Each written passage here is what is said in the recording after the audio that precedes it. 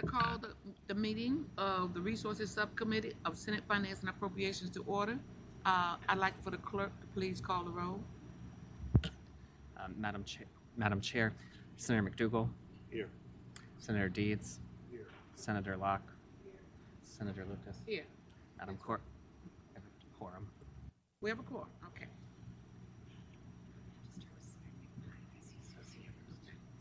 Well, this afternoon I would ask, today we're gonna have local tax bills. Am I on my, is my going?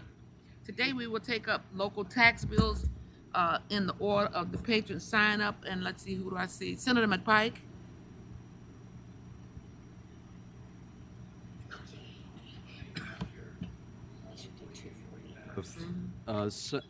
Senate Joint Resolution 3, Senate Bill 4, and Senate Bill 240, all dealing with same. Why don't you take up 240 first? Okay. Thank you. So, Madam Chair, Senate Bill 240 would be the contingent language should the referendum to include those service members who died in the line of duty but not killed in action and not 100% disabled. In our Constitution, you have two categories of folks that receive property exemption. This fills in that middle gap of someone who died in the line of duty. We passed this Senate Joint Resolution 3 last year, so it's on second read. This is the enabling legislation to add to the code, providing that exemption should it pass both chambers and the constitutional amendment referendum process in November, Madam Chair. Thank you, Senator McPike. This bill is open to the public for comment, so I'd like to ask if there's anyone in the audience who would like to speak to the bill. Speaking in favor? Seeing none. Anybody speaking in opposition? It's good news, huh? I'll now turn your attention to the committee. Any questions of the paper?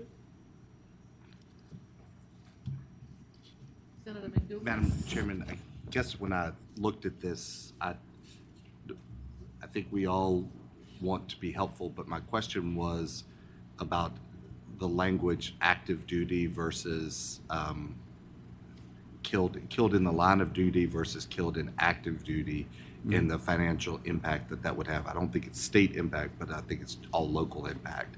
But what is the difference between those two terms? If I recall correctly, in one bill there's one way and another bill is another. Is that accurate? Senator McDougall. Madam Chair, Senator McDougall, currently there's an exemption provided for surviving spouses of soldiers who are killed in action. Senator McPike's Senate Bill 240 and the corresponding SJ3 and SB4 would extend that if the voters approve the referendum in November to killed in the line of duty for that surviving spouse. Madam Chairman, McDougall. I guess my question is better. What financial impact does that have? So are we supposed to talk about that now, or? Tyler. Madam President, Madam Chair, I will offer to you that the assessment of the number of the families is fairly small across the Commonwealth, relatively like 100, because it's a category where they're in training and they happen to die. If they survive and become 100% disabled, then they're covered. So there are actually a lot more 100% disabled veterans out there than this smaller category who died in a training accident and determined by the Department of Defense to die in the line of duty. And so I know from my area in Stafford, there's roughly a dozen to 18 range, and based on the categories all across. So it's really in the fiscal impact, a dozen to 2 dozen max per locality in the more denser areas where you have veterans families that tend to be closer to bases. And so we worked with the Joint Council and many other military organizations on the language, the data, and that's what they came back based on what they know. Tyler's going to respond for you.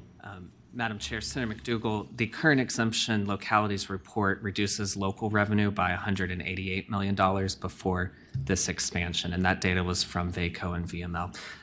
To expand it, it's an indeterminate local negative revenue impact. Thank you, Tyler. Any other questions for members of the committee? And Senator McPike, these three bills were to be taken up together?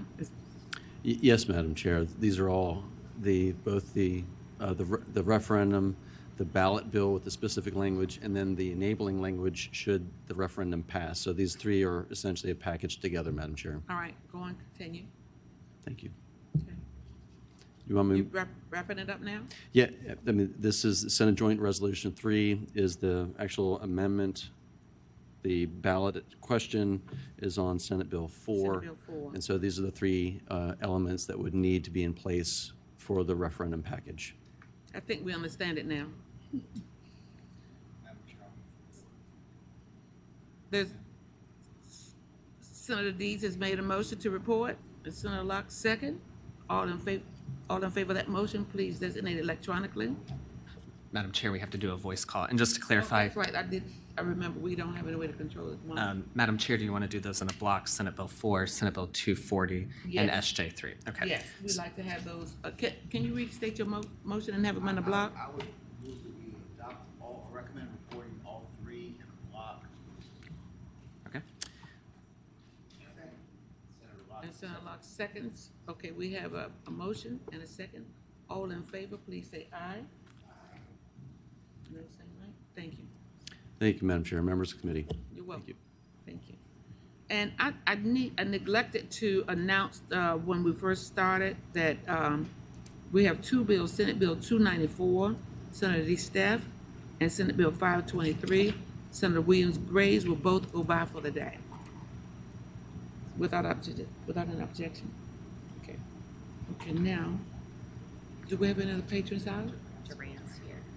Oh, I can't see it. Okay. Senator Durant? If you look at that monitor, you see I'm peeping above the. Good afternoon, Madam Chair, members of the committee. Senate Bill 640 comes at the request of the Virginia Bar Association, and they are here to testify in support. This is a technical amendment that resolves some conflicting language that ensures that tax exemptions passed by the General Assembly are actually available for energy storage and pollution control systems. So the General Assembly has enacted tax exemptions for certain energy storage and pollution control systems, and the problem is that there are two conflicting statutes which seem to kill the exemptions for large energy storage projects and significantly limit the tax exemption for a huge range of energy storage projects below that lower storage range. There is a notwithstanding clause that is causing these problems, and so without that clause, the energy storage projects over 5 megawatts would be entitled to the 100% tax exemption if there's a local revenue sharing agreement. And so it's a simple amendment that strikes the notwithstanding clause, and that will allow the General Assembly's tax exemptions to work properly, meaning that energy storage projects with the local revenue sharing agreement would qualify for that 100% tax exemption, while projects without that agreement would still qualify for a cascading 80, 70, 60 exemption. Madam So, Chairman? Senator McDougal? Senator Durant, if I understand, what you're trying to do is say that if you do the shared revenue, then you don't get the 100%. Is that correct? I'm going to phone a friend, Senator McDougal, if that's okay, Madam Chair. Madam Chair, members of the subcommittee, Eric Link on behalf of the Virginia Bar Association. This bill came to us from the tax section, so I'm sorry. And Senator McDougal, in response to your question, yes, at the moment, the way the code is written, if you're doing a revenue share, you don't get the 100%, even though that is apparently what the original draft was intended to do.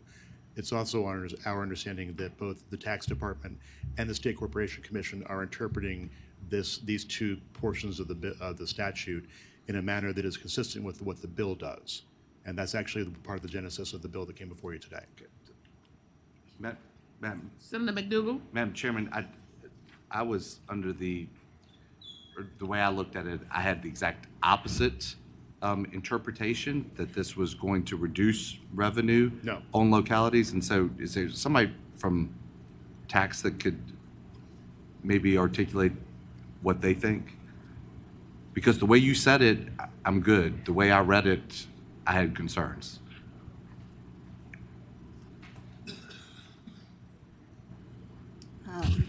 Good afternoon, Madam Chair. Kristen Collins from the Department of Taxation.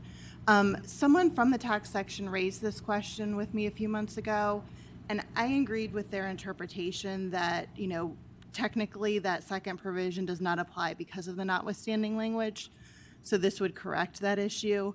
I'm not aware of any guidance or opinions the tax department has formally made on how to interpret it under current law. I can look into that, but our understanding is it would just clarify that technical issue. Madam Chairman, Senator McDougal? so just y'all believe that if the notwithstanding comes out like the bill is done, then the locality would have access to higher potential revenue? I am not sure. Madam Chairman, Senator McDougal? the, Yeah, they would still qualify for that cascading 80, 70, 60. Madam Chairman, Senator McDougal? from my initial review, I kind of came to a different conclusion. So would it be okay if this went by so we can confirm? Because the way they talked about it, I really liked it. Yeah. I Hold think on. it would probably be worth your We while. might have phoned a friend, Madam Chairman. Stephen? Madam Chair, based on the research from the tax section at VBA, the practitioners and tax assessing officials in Virginia are generally in agreement that the exemption for energy storage products greater than 5 megawatts is 100% if a locality adopts the revenue share ordinance, with the notwithstanding any provisions of the contrary language in 58.13660G. The 80, 70, 60 rule, which applies under current law, would swallow up the exception to give 100% exemption under H. So H can never apply because of the notwithstanding any provision to the contrary language. At least that's how it's being interpreted and applied. Senator McDougal, does that satisfy your question?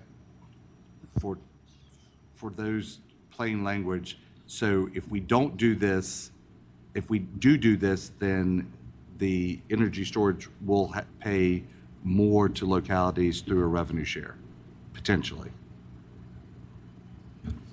Madam Chair, they would not pay more, they'd get a larger exemption and would get the full 100% exemption rather than the 80, 70, 60 that we allow. So it's just clarifying that and providing them the full exemption that was intended, So, I believe. Madam Chairman, I think I understood correctly then. Yes. So, Yes. right now, the energy storage facilities are paying more in local taxes. If we take this away, if we pass the bill, they'll pay less in taxes. Questions by any other members of the committee? Are those in the audience who would like to speak in favor of the bill? Madam Chair, real quickly again, the Virginia Bar Association supports the bill. Or would there be anyone in the audience who would be opposed to the bill? Back to the committee for a motion?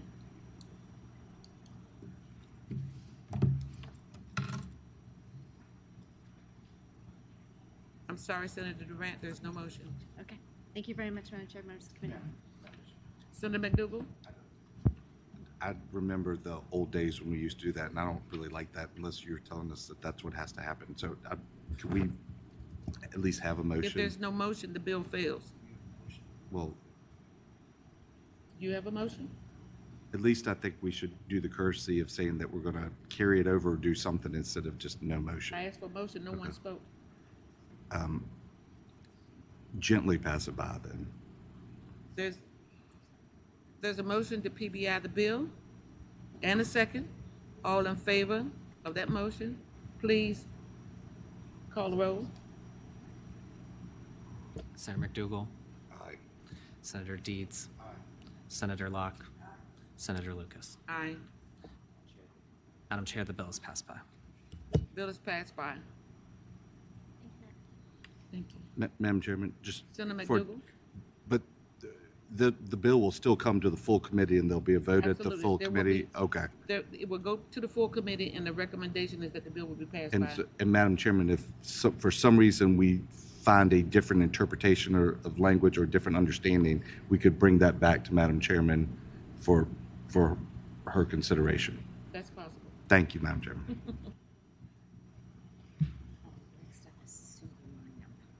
And I saw Senator Subramanian come in first, and the order that I saw people come in, now I saw Senator Suderline and Senator Aird, but I don't know which one of you came first. Aird came first. Okay, she signed up. Okay, just want to get the order right. Where's Senator Subramanian? Did he leave again? Okay, all right. So much, Madam Chairman and members of the committee. Before you should be Senate Bill 477. Yes. Thank you. And Madam Chair, I believe Council has prepared a substitute that I ask be distributed. Could I get a motion on the substitute? It's been moved, properly second, that the substitute be agreed to. Madam Chair and members All of in the favor, please say aye. Aye. Those same right. Thank you. Madam Senator Chair Aird. and members of the committee, the substitute simply adjusts the current caps from 5% to 25% for blighted properties and from 10% to 50% for derelict properties that are not occupied as primary residence by the owner. And you have already adopted the substitute. And so ultimately, to explain the legislation, Senate Bill 477 is before your consideration because a lot of our localities are experiencing a significant challenge with derelict and blighted properties. This revisits language that we passed in 2020 that would give qualifying high fiscal stress localities the authority to levy a tax on blighted properties and derelict structure at a rate that exceeds the general real property tax rate, respectively. And so ultimately, again, this is just aiming to increase those caps to give our localities the ability to have some additional flexibility as needed to, again, combat the blight and the dereliction in their communities that continues to persist. Furthermore, taxation authority is an extremely valuable tool, as you know, for our cities to ensure proper maintenance and upkeep of properties. And so, again, this is just another tool in the toolbox that we are trying to give our local communities to sort of alleviate some of the pressure they are feeling by such significant blight and derelict structures in their areas. Madam Chair, Senator Deeds has a question. I don't know if this is questions for Senator Aird or staff, but do we have a list of localities with a stress index, fiscal stress index of 100 or higher? What staff does, yes. Madam Chair, Senator Deeds, yes, it's based on the local fiscal stress index from DHCD. I don't have it for 2020, but I do know in your notes, we noted that about 65 localities in fiscal year 23, or in the 2023 report, had a score above 100. Thank you, staff. Thank you, Tyler. And also, Senator Aird, we talked about this off and on today, and there was a subcommittee. Could you give us information from the subcommittee? Madam Chair, you directed a committee substitute to be drafted that we Yes. have, and I'll let Stephen explain it as a. Madam Chair, the committee substitute is the same as Senator Aird's, but rather than taking up the rate ceiling to 25% higher for blighted properties and 50% higher for derelict buildings than the normal property tax rate, we are taking it up to 15 and 30% respectively. Having voted on the prevailing side whereby we adopted the substitute, we reconsider that. It's been moved properly second that the motion be reconsidered. All in favor, say aye. Aye. Okay. Now I'll move the chair's substitute. There's a motion? And a second, that the substitute be agreed to. All in favor, please say aye. Aye. Aye. And this bill would have the effect of changing the rate by slightly less than the earlier substitute. Is that correct? Yes, Senator Deeds, previously I made reference that the current rate is right at 10, and you just raised it to 15, and the previous rate was at 25, and you raised it to 30, so. Okay. Madam Chairman. Senator McDougal? I don't know what the numbers would play out, but I really do like the language, a lines 12 through 15 excluding primary residence owners, because I think that Yeah. regardless, I'm probably not in favor of raising it, but I think that if you are in a property and you can't afford to keep it up, we should not be punishing you. That's the intent. So even though I don't love the numbers going up, I really like that part of the language. Sorry, now I'm off mic. This is open to public comment, so if there's anyone in the audience who would like to speak to the bill, speaking in favor first. Thank you. Good afternoon, Madam Chair, members of the committee. I'm Kelly Harris Braxton. I'm the Executive Director of Virginia First Cities. We appreciate Senator Aird bringing this bill.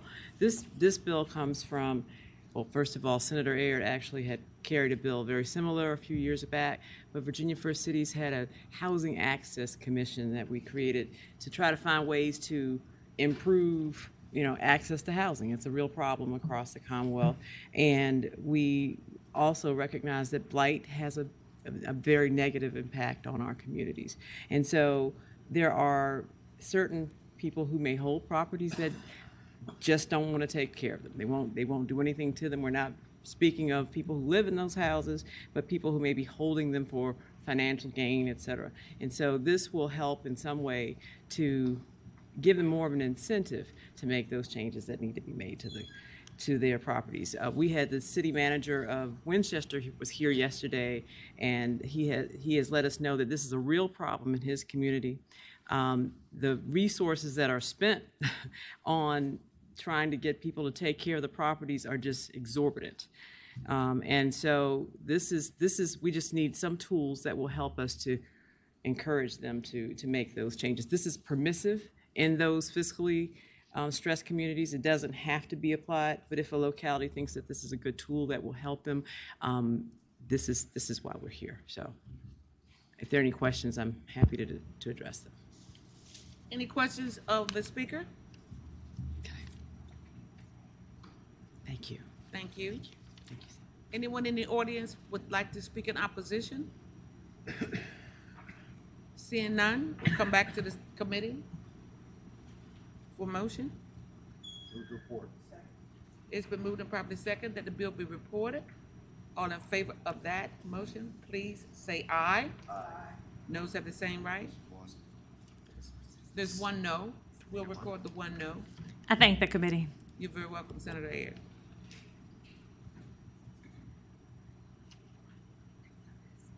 And next up, I saw who was at Subramanian, and then it was Sudaline, and then Senator Williams Graves. Okay, in that order.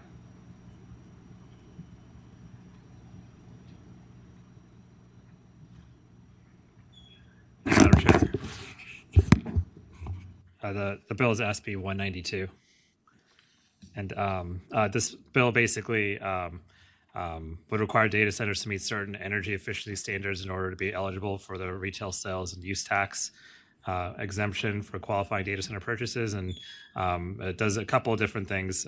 First, it asks that data centers have a PUE, a power usage effectiveness score of no greater than 1.2. And then it has some efficiency standards as well. And then the second part is trying to get them to a certain point when it comes to procuring renewable energy for their facilities, and trying to get to 90%. And there's a couple other measures within here, but I think the general gist of it is about a fifth of our power is coming from data centers, being used by data centers these days in the Commonwealth. And we have energy efficiency goals for the state through the VCEA, and one of the things we're trying to do is just try to make sure that data centers are part of that conversation, which I know they're open to doing so. The PUE, for instance, that we're putting forth, 1.2, is actually something that some data center companies are open, in fact, striving to do or already doing. And so these are standards that I think are very reachable in the near term. And so we want to at least start the conversation here about how we can marry kind of our, obviously wanting to be able to power data centers, but also trying to reach our renewable energy goals long term. So that's kind of the purpose behind this bill. And I know we have some people who are here to speak on behalf of the bill. Senator Subramanian, your bill is open to public comment, so I'd like to ask if there's anyone in the audience who would like to speak to the bill.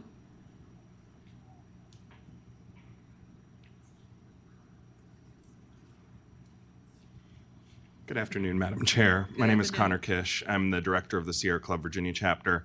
Wanted to express our support for this bill. Thanks, Senator Subramanian, for patroning it. We view this as a really interesting and important way to continue ensuring that we not only have a secure power supply, but that data centers can continue the important work that they provide to the 21st century economy. And so we think the bill makes a lot of sense and would ask for your support. Thank you very much. Others in the audience who'd like to speak to the bill, in favor of the bill, or in opposition?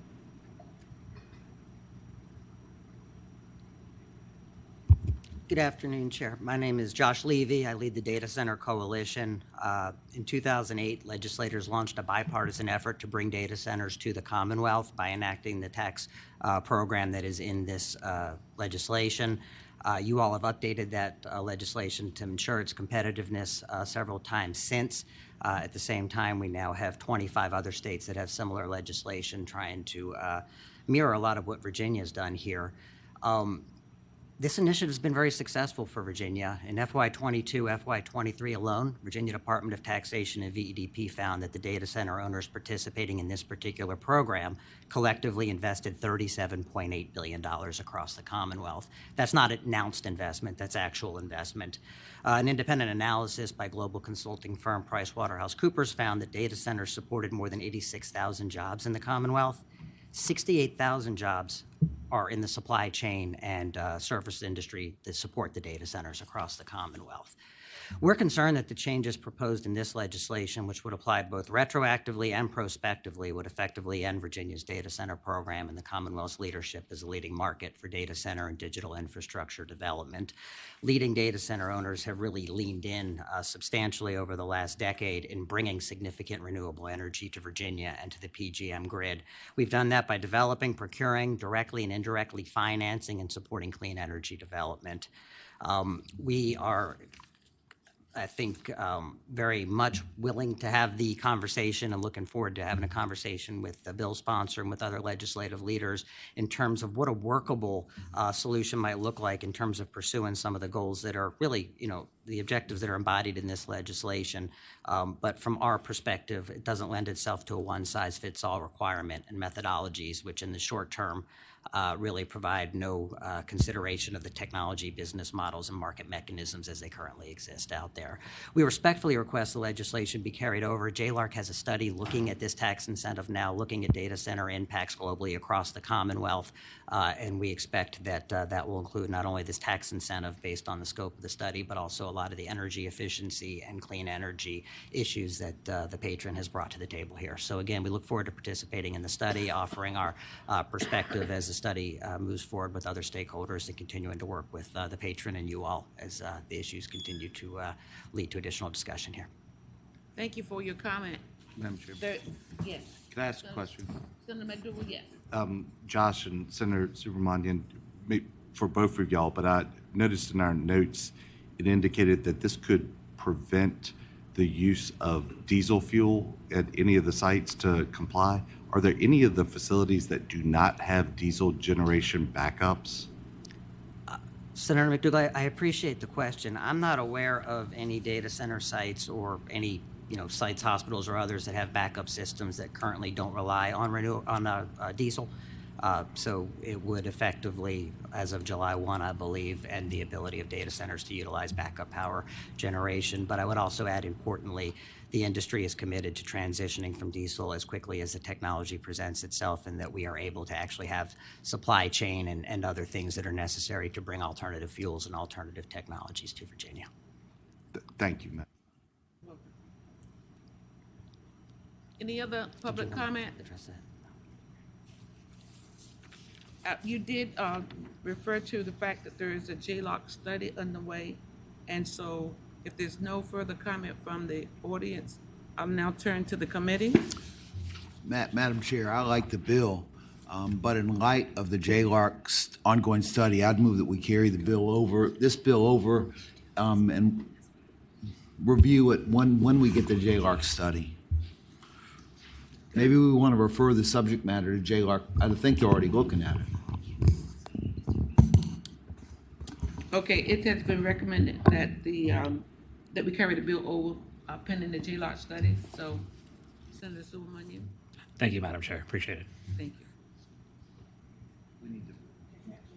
I didn't think, do we need to have you can just say yeah, we're all in agreement, just say yay, because I think that's where we need it. All in agreement, please say aye. Aye. Thank you. So that's carryover. Now we have Senator Suderline and then Senator Williams-Graves.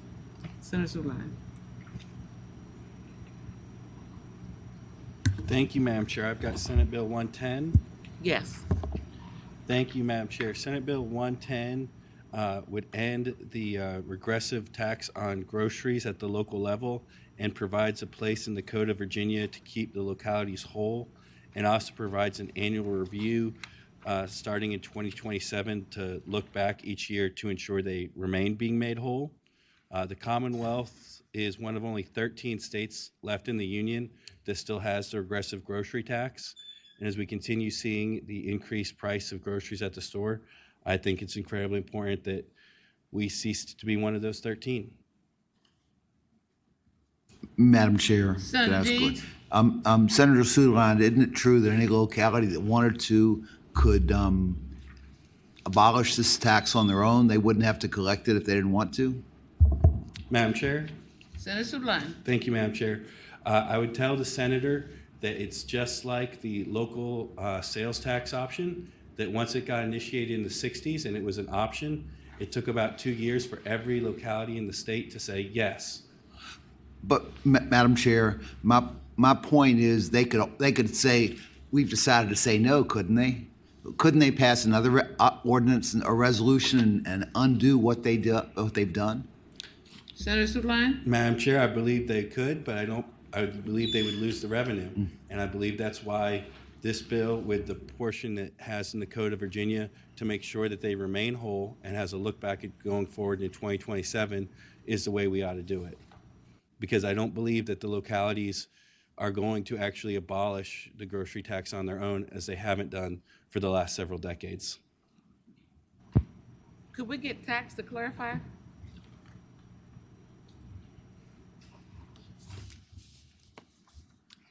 Joe Mayer from the Department of Taxation.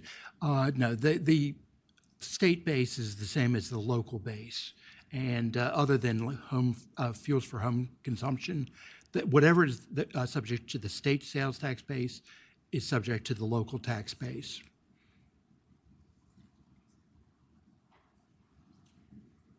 I don't think you answered this Any question. questions? Madam Chair, I would just clarify, unless the state exempts it from this tax base. Yes. Okay. Yeah, the localities have no power to exempt the food. Okay. Thank you. Senator Suderline, unless there's no further comment from the audience, I come back to the committee. Any further questions? Oh, someone is there, okay. Thank you, Bernie. Madam Chair, members, my name is Tom Intorcio, and I'm with the Virginia Catholic Conference, and we support this legislation. In 2005, we supported legislation to reduce the state's share of the grocery tax from 3% to 1.5%.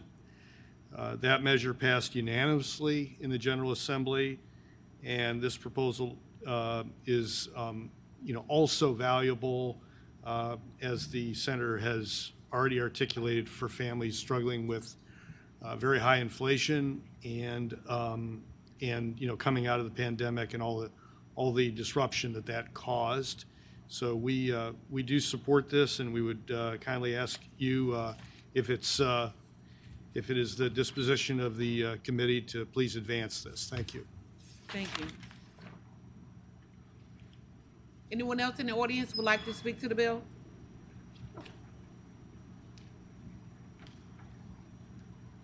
Madam Chair, members of the committee, Joe Lurch with Virginia Association of Counties, and we appreciate the senator's intent to keep localities harmless, but we do have concerns about the local revenue source being exchanged for a promise to hold localities harmless indefinitely. Unfortunately, we saw with the introduced budget that came out. So given these concerns and the long-term commitment, we respectfully do oppose this measure at this time. Thank you. Thank you. Senator Sudeline? Oh, there's someone else who would like to speak. Come on, ma'am. Each one of these is a surprise. Madam Chair, members of the committee, B. Snido from the Virginia Education Association. We also have concerns about the potential for localities losing this revenue over the long term, so we oppose the bill. Thank you.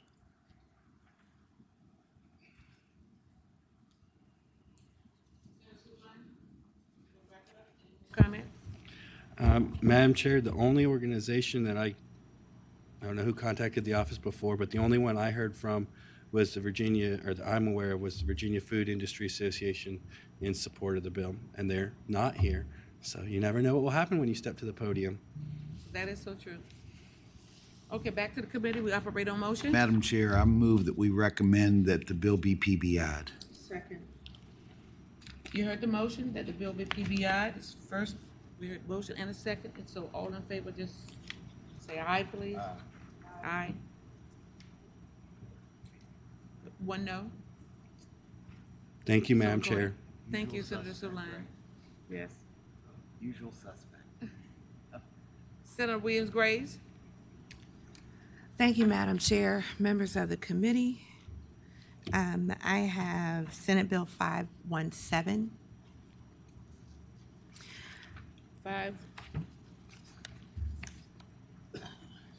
Yes, here we are. Yes, I have 517 because your second bill, 523, went by for the day. Thank you. Yes. Senate Bill 517, the purpose of this bill is to eliminate the recordation tax exemption for the Virginia Division of the United Daughters of the Confederacy. The bill would also eliminate the tax exemption designation for real and personal property owned by the Virginia Division of the United Daughters of the Confederacy and the General Organization of the United Daughters of the Confederacy.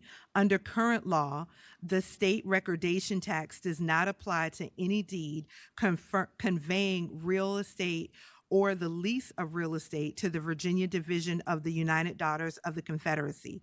Real and personal property owned by the Virginia Division of the United Daughters of the Confederacy or the General Organization of the United Daughters of the Confederacy are also currently exempt from taxation.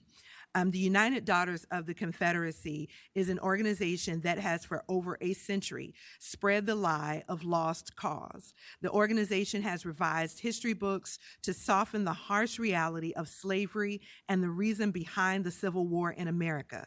Most infamously, the organization has instilled fear in marginalized groups by erecting Confederate monuments around the United States. Virginia has the most Confederate monuments of any state. 380 have been documented as of 2020, and over 1/3 of those are privately owned on private property.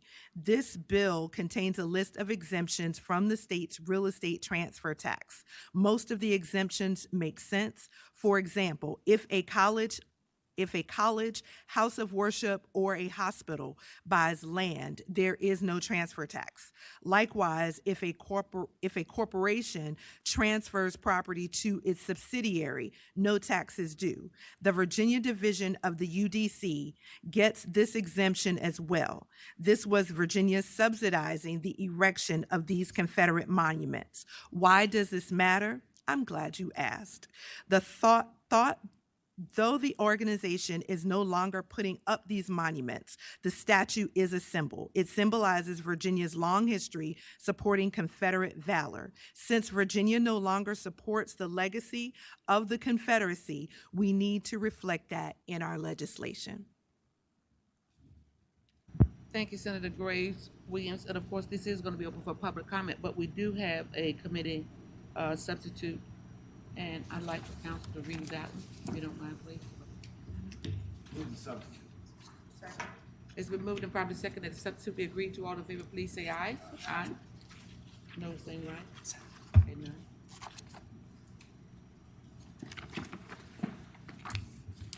Madam Chair, the committee substitute would retain everything in the introduced bill, but would also remove the real and personal property tax exemptions by designation for the Confederate Memorial Literary Society, the Stonewall Jackson Memorial Incorporated, the Robert E. Lee Memorial Foundation Incorporated, and in the second enactment to not set out exemptions by designation for the Virginia Division of the Sons of Confederate Veterans and the Jeb Stuart Birthplace Preservation Trust Incorporated of Patrick County.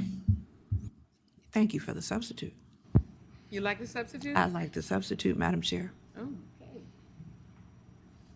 Is there anyone in the audience who would like to speak in favor of this bill? Any opposition? Any questions by members of the committee? Madam Chairman, Senator McDougal. the first part of the bill relating to the transfer tax, that makes a lot of sense to me because it looks like that was the only group of the kind included in that section. So the list of the others, candidly, I'd not looked at this personal property exemption by designation. There are apparently a lot of groups in that, and I have some questions. I don't know what some of these are. I've never heard of them. Even some that are not stricken from the list. So for me, the recordation tax makes a lot of sense. I'd like to take a longer look personally at the rest of this list and see because I don't know what some of the groups are there. So I'll probably abstain today because I've just saw this list and the changes, but it's the personal property exemption piece, and I don't know all the rest of those groups. Thank you. Questions by any of them? There's a motion to report and a second. All in favor of that motion, please say aye. Aye. And one abstention. It's been noted. Thank you, Madam Chair and members of the committee. Thank you so much.